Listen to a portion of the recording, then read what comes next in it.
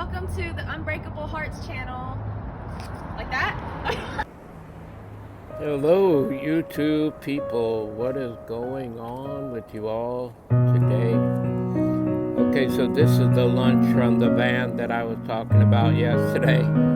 I went over there, and as usual, they do not let me pay.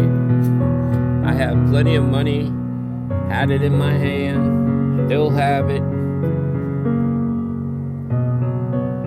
But no, you cannot pay here.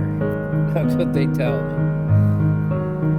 I love them women dearly. I mean, it's fine, but they always like to give me free. The Mexican people always pay, but I am free.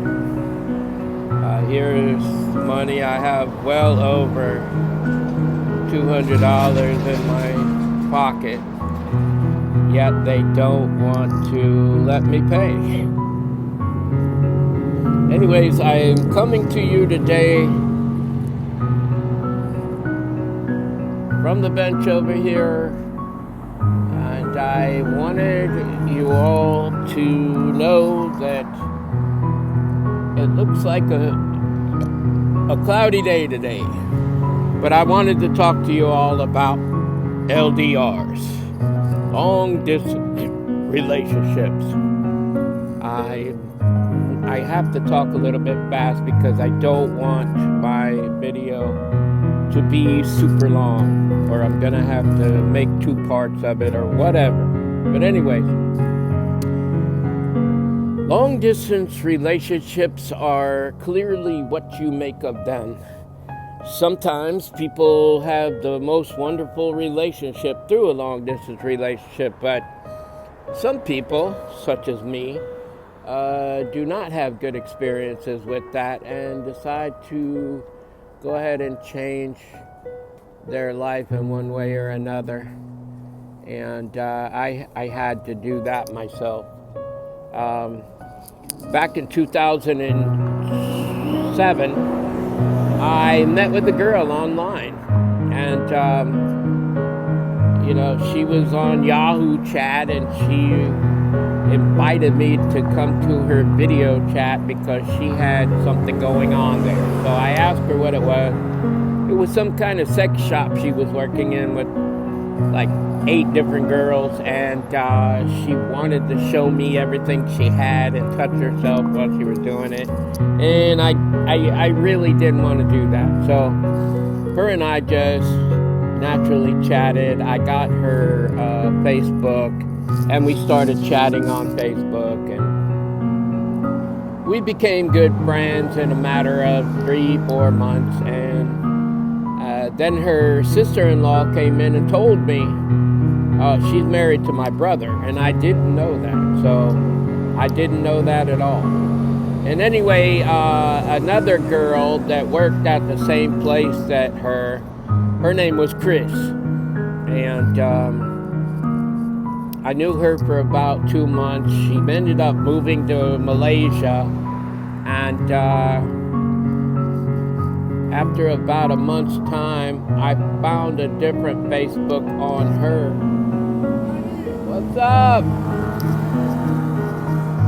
That's my friend Angel. Anyway, I found a different Facebook on her, said she was married, blah, blah, blah. So finally she came clean with it, told me about him, blah, blah, blah. His family wanted to drain me of the money that I had. And she was very sorry about that, and I had to cut her loose. So then I met another girl that worked for the same place. And I tried to rehabilitate all of them. I truly did. But in any case, long story short, she said she was at her studio. That's what they call the place that does them cameras and stuff like that. And the lady locked her in the room and wouldn't let her eat or nothing for like 3 days. And I felt really bad for her. We started talking. We talked for, I don't know, maybe 2-3 months, 4 months, 5 months, something like that. And then I had cut it off.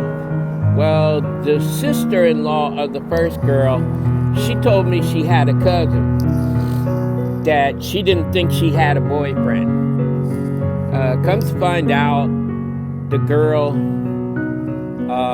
actually did have a boyfriend, and she was living with him and lying about it the whole time. And she was really weird, but in any case, she talked badly about me after I left the situation, and so we got 4 women right there, and all of them had boyfriends. So, hey. So after that, there was another girl. Now, this is the girl that in February of 2016, I had a dream about this girl. And in that dream, my father told me, go to her. I want you to go to her. Teach her some things, and you will also learn some things in the process. And he said, I wanted you to actually be with her so that she could see what true love is all about. And, I hoped and prayed on that. I did. And I actually met her online May the 12th, 2016. And during that time, her and I seemed to be moving fastly, and I don't know what happened, but I fell in love with her. Like 5 months later, 6 months later, And I really wanted to go see her bad, but I had all the experiences that I had in the past, and I was thinking that's all it's going to end up being. But I still wanted to go and see her. I wanted to do as my father told me to do, so I did it. 3 years and 3 months later, I flew to the Philippines and I met with the girl. When I saw her, I felt just like I had known her my whole life. It was like I was so very comfortable with her, but she acted uncomfortable with me. Like, the way she looked at me was like, my God, it feels like family to me, or something like that. The way she was looking at me was just like that. It was a weird, uncomfortable feeling. So we get over to the place that I'm renting, and she started telling me all these things that happened with her in the past. And it's things that I don't even want to know, but she's starting to tell me this stuff. During that time, I had met another girl, and I was kind of back and forth with both of them. There were quite a few, like 30 other women that were trying to get at me, but I wasn't really paying any mind to them. But there was one that I did, and I also had love for her, but she was slightly younger than the other one, and she was like 22 in body, but like 12 years old in her mind or something, so I didn't know what I was going to do, but I weighed it out, and finally I went to the older. So they both are considerably younger than me anyhow, so it is what it is. But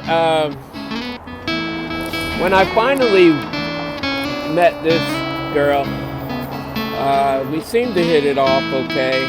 Everything was fine at the beginning, and then all of a sudden it changed drastically, and she was like very distant from me, didn't want to be around me.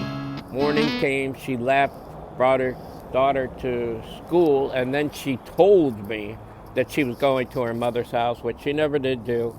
And it was all really just a terrible situation for me. But, you know, it happens. Anyways,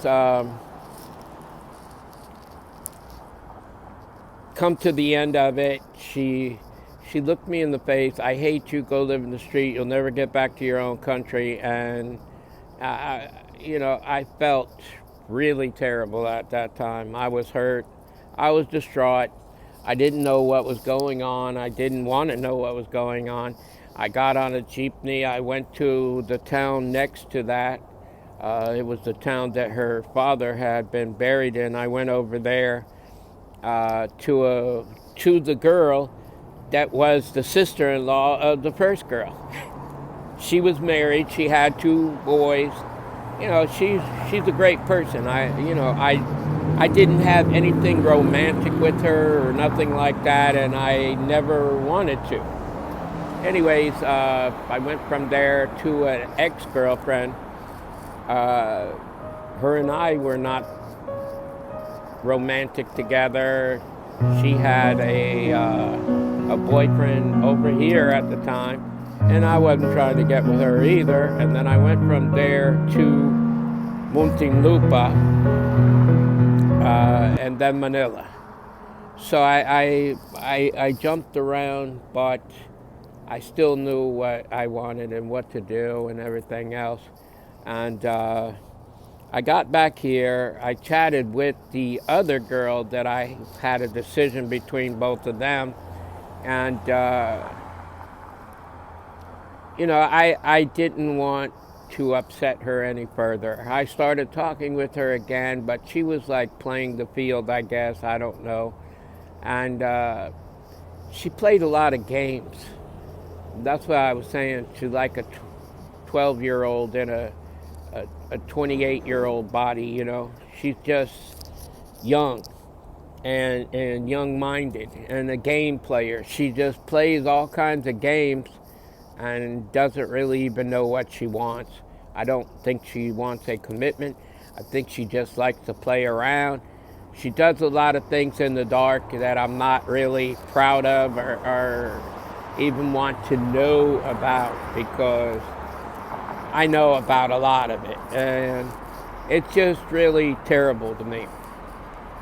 So long story short, every single girl that I actually got involved with online as a LDR ended up to be a LD dud. None of them were good. They all had other guys, and I wanted to talk about that real quick. It brought back the old memories of Aldo. He was Italian, and he got a girlfriend over there. She had a boyfriend.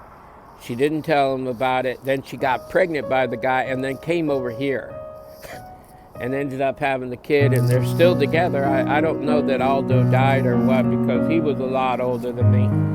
That guy, when I met him, I was maybe 30. And now I'm 57, so that was like 27, 28, 29 years ago, something like that, that I actually have known him. And at that time, he was probably in his late 50s, early 60s, so he would have to be like 80, 90 years old right now. Anyway, then I met that one girl. I talked about this before. She had like 3 boyfriends, and she was married to an American right here in the good old US of A. And she was deceiving him the whole time. She had 3 men on the side, and it was really not a good situation. And after I came back from the Philippines, I spent a little while homeless, not knowing what I was doing, where I was going, or anything like that. And then I got sick, went into the hospital, found out that I had an inch worth of cancer on my kidney. And it was stage 1, level 1. They cut it off. I'm fine now. Everything's great. And I also had a catheter put in me, and that was the worst pain I ever want to feel. And everything was good after that, but I just want you to know that that was my experience, and that, you know, nobody else has the same experience. Like I said, I have friends that have married and they're fine with their significant other, and they were in LDRs, and everything's great. And I want you to know that I love you, love yourself, love my Father God, and by all means love each other, people. Until the next time, love, peace, and soul.